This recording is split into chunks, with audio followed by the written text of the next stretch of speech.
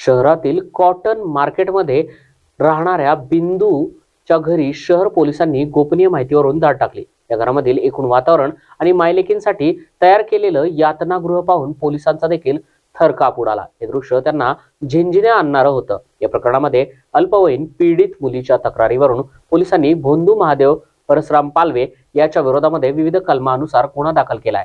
महादेव उर्फ माऊली या नावाने ओळखल्या जाणाऱ्या भोंदूनं स्वतःच्याच घरात बुवाबाजीचं दुकान थाटलेलं होतं।